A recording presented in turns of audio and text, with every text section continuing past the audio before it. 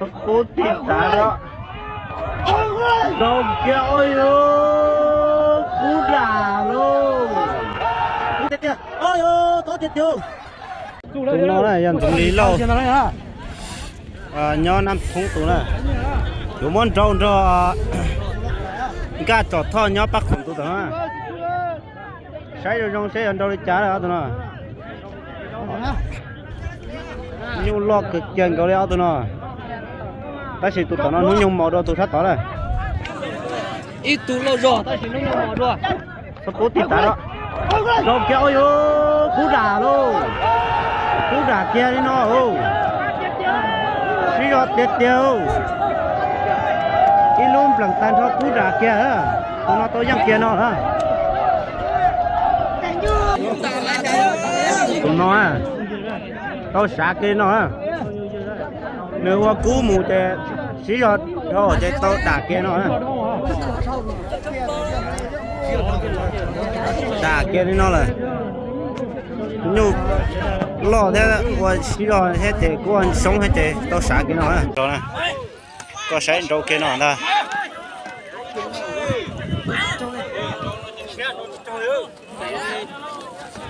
Ôi lần tan cho xong ta. Chỉ yêu gì chưa?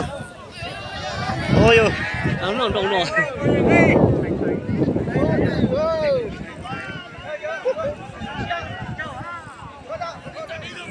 chỉ trò cho nhỏ nhỏ đâu. Ôi ôi ôi, cú lê kia ô, một lại cú lê kia hả? Lại cú giáp là hả? Ôi ôi lại kia đó tụi nó, trâu kia nó ta, lần tan cho xong ta. Sọ kia tông cổ nó ôi yo trâu kia đũa tê à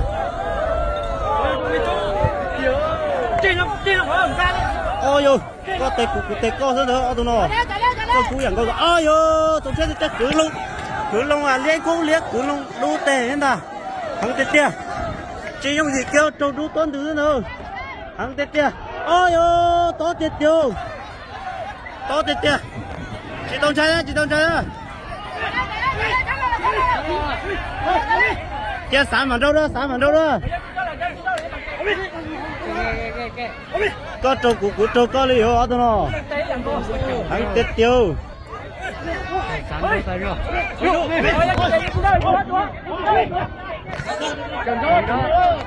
phát hiện tí tá rồi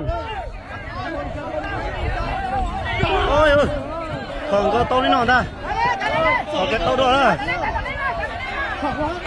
ôi ôi mua chẳng tiết tiêu nhưng sao cứ mình trâu nó sáng của nó đúng chưa ôi ôi lần pet plơ rồi thôi ôi ôi xin ao tiết tiêu đâu lò dễ đâu xiang hái đâu rồi chỉ dùng gì kia ôi ôi trong cái đu mình chỉ gì đâu đu tao cả tàu kia nó à chỉ có cha thơ lưỡi thơ hết chị lưỡi tơ đua dù hết chị lưỡi được cứ đua dù hết chị chữ ta thằng tiết tia